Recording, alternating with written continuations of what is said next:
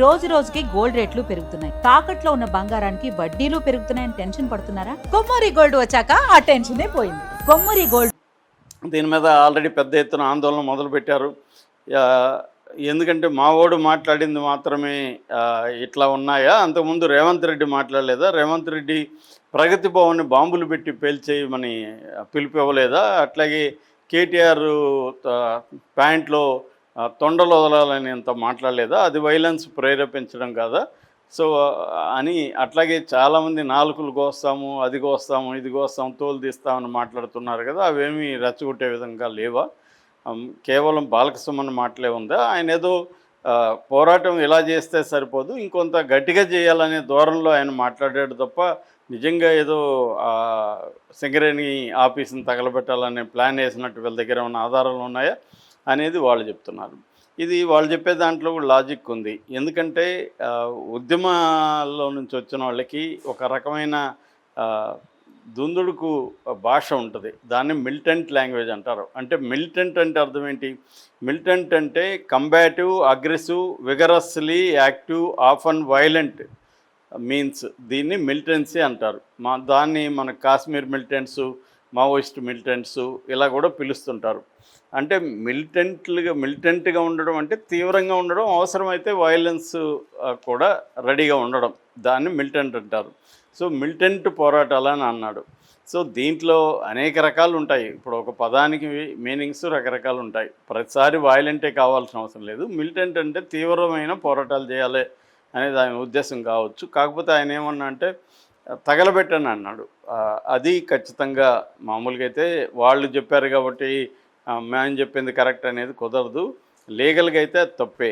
అంటే ఒక ఆఫీస్ని తగలబెట్టండి అని పిలిపివ్వడం తప్పు. రేపొద్దున ఈయన పిలుపు అందుకొని ఎవరన్నా తగలబెట్టే అవకాశం ఉంది. కాబట్టి ఈ చట్టం అయితే వర్తిస్తుంది.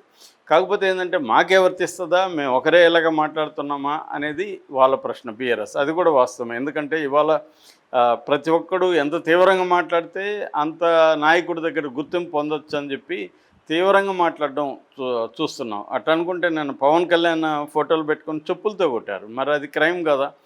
అట్లాగే వాళ్ళు భయంకరంగా బూతులు తిడుతూ కూడా మాట్లాడారు.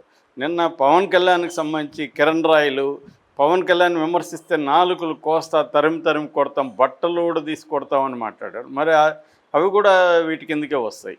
సో కాబట్టి ఇక్కడ ఏంటంటే అధికార పార్టీలో ఉన్నవాళ్ళు ఏం మాట్లాడినా వాళ్ళ మీద కేసులు ఉండవు. ప్రతిపక్షాల్లో ఉండేవాళ్ళు ప్రజా సమస్యల మీద కొంత అగ్రెసివ్గా మాట్లాడితే వాళ్ళ మీద కేసులు పెట్టేస్తున్నారు. ఇది జరుగుతుంది. అంటే ఇక్కడ ఎవరికి తీసిపోరు. కాకపోతే ఎవరు అధికారంలో ఉంటే వాళ్ళు ప్రతిపక్షాల దుందుడుగానో లేకపోతే గట్టిగా పోరాటం ఏమన్నా చేస్తుంటే వాళ్ళని జైళ్ళలో పెట్టడం, వాళ్ళని వేధించడం అనేది ఇప్పుడు అన్ని పార్టీలు చేస్తున్నాయి. దేశం అంతా ఇదే ట్రెండ్ నడుస్తుంది. దీంట్లో ఇంకా వేరే విషయాలు ఏమి లేవు.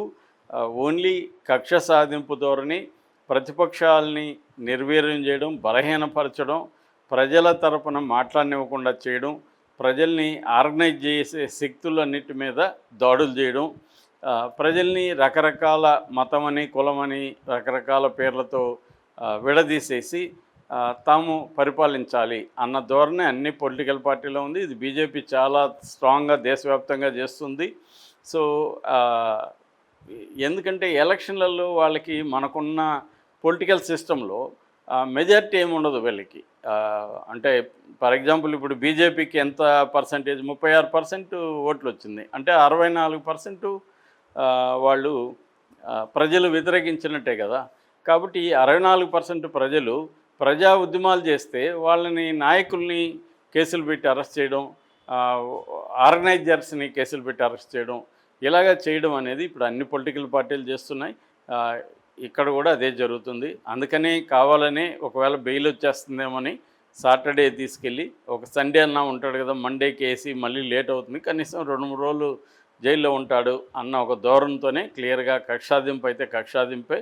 కానీ అట్ ద సేమ్ టైం ఉద్యమాలు చేయొచ్చు, కానీ ఇట్లా తగలబెట్టడం ఇవన్నీ అతను మాట్లాడకుండా ఉండాల్సింది. శాంతియుతంగా ఉద్యమాలు చేయొచ్చు. ఇవాళ దానికి బాగానే స్కోప్ ఉంది. అది చేయకుండా ముందుగానే ఇలాగ జైలుకి పోవడం వల్ల ఇలాంటి నాయకత్వం జైల్లో ఉండడం వల్ల ఆ మేరకు బీఆర్ఎస్కి నష్టం జరుగుతుంది. అందుకని బీఆర్ఎస్ కూడా దూకుడుగా మాట్లాడడం అంటే తగలబెట్టడం ఇంకోటే కాకుండా ప్రజల్ని చైతన్యపరిచి ఆ ఇష్యూ చుట్టూ ఆర్గనైజ్ చేసి పోరాటాలు చేయాలన్న ఇది చూసుకోవాలి. అంటే ఎప్పుడైనా మన వ్యూహాలు, మన ఎత్తుగడలు ఎలాగ ఉండాలంటే శత్రువు స్వభావాన్ని బట్టి, అతని ఆచరణను బట్టి మన వ్యూహాల్ని, ఎత్తుగడలను మార్చుకుంటూ వెళ్ళాలి. కానీ ఈ మధ్య ఏమైందంటే ఎంత అగ్రెసివ్గా మాట్లాడితే అంత పాపులారిటీ వస్తుంది అన్న దీంట్లో ప్రజా సమస్యల కంటే కూడా తాము పాపులర్ అవ్వాలి, తాము నాయకత్వం దృష్టిలోకి వెళ్ళాలి అన్న ధోరణి ఎక్కువ కనబడుతుంది.